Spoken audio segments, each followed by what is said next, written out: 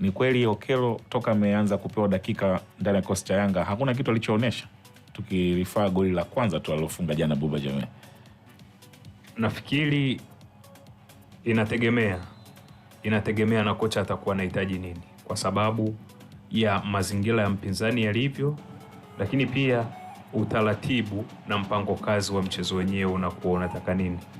Ukiangalia mazingira ya Buba Jammeh, ukimwangalia pia Alan Okello, kuna vitu ambavyo wako tofauti kwa maana ya profile wise. Unajua mpira wa miguu ni sawasawa na ugonjwa. Ukienda hospitalini kuna ugonjwa ambao daktari atakushauri ukatumie sindano, lakini ugonjwa huo unatibika kwa kumeza vidonge. Ugonjwa huo kama utumii vidonge na sindano, unaweza ukapewa dawa ya kunywa na ukanywa ukapona huo ugonjwa.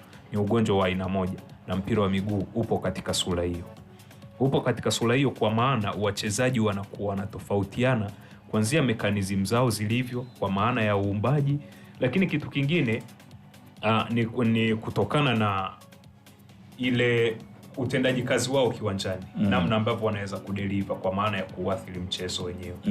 Ukiangalia Alan Okello namna ambavyo anacheza tokea ametambulishwa kwenye Coast Young Africans, kwa kiasi kikubwa kuna matokeo chanya ambayo unayaona kwenye kikosi kwa maana ya utendaji kazi ambao unaathiri ule mtindo wa kiushambuliaji wa Young Africans, namna ambavyo wanacheza.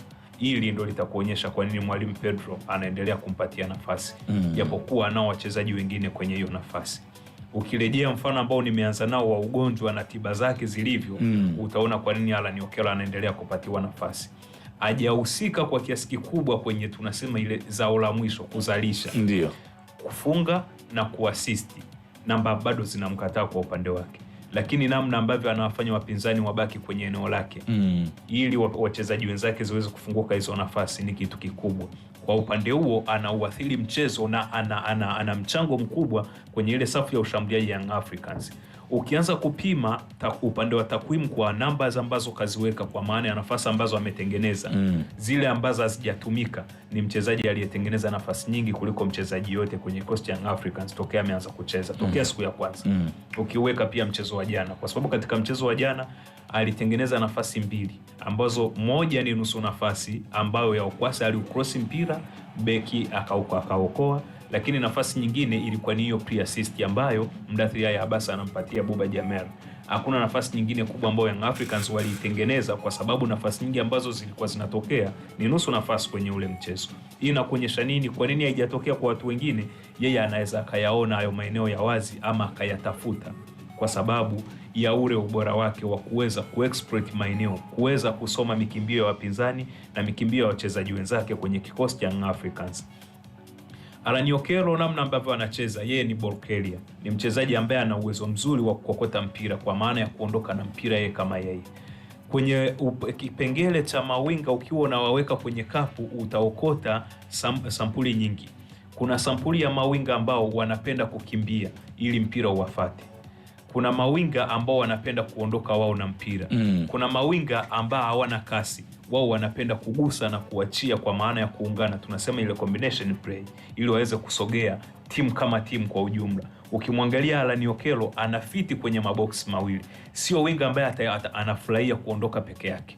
Ni winga ambaye anapenda kuondoka yeye akiwa na mpira, la kwanza, hiyo sampuli ya kwanza ya Alan Okello. Lakini sampuli ya pili ni winga ambaye anapenda kuungana na wenzake kwa maana ya kutengeneza zile yale maumbo ya kisabati kwenye mchezo, mtengeneze maumbo ya watu watatu kwa maana ya triangle, aweze kugusia mpira afungue nafasi, ama umgusie mpira ufungue nafasi, au usafirisha ule mpira ukufikie yeye tena akimbie kwenye nafasi.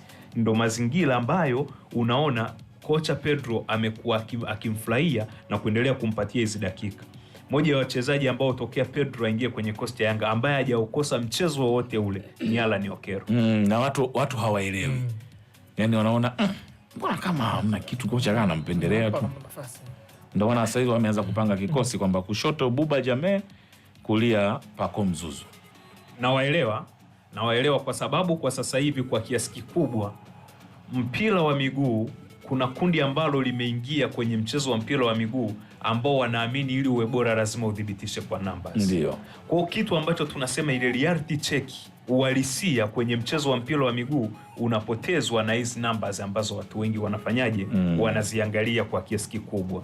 Yaani katika mazingira ya kawaida mtu atamuona Buba Jammeh kwa sababu ya zile goals 2 ambazo kazifunga jana ni bora kuliko Alan Okello. Huenda pia ni bora kuliko Prince Dube. Kuna mwingine kwenye kichwa chake anaweza akaa na formulate swali lake na kujijibu kwamba Buba Jammeh kama anaweza kufunga magoli 2 anatokea pembeni, itakuwaje kama atacheza katikati ambako anacheza Prince Dube?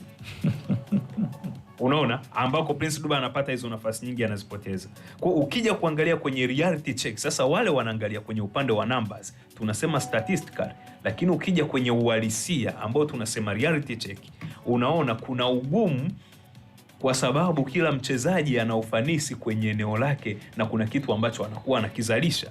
Kwa hiyo unamuona Alan Okello hajakosa mchezo wowote tokea ingie kwenye kosi cha Yanga. Huenda sio kwa sababu ya pressure ambayo inatoka nje, sio kwa pressure ambayo inatoka kwenye benchi la ufundi, ila ni kwa sababu ya ule mchango ambao anauzalisha.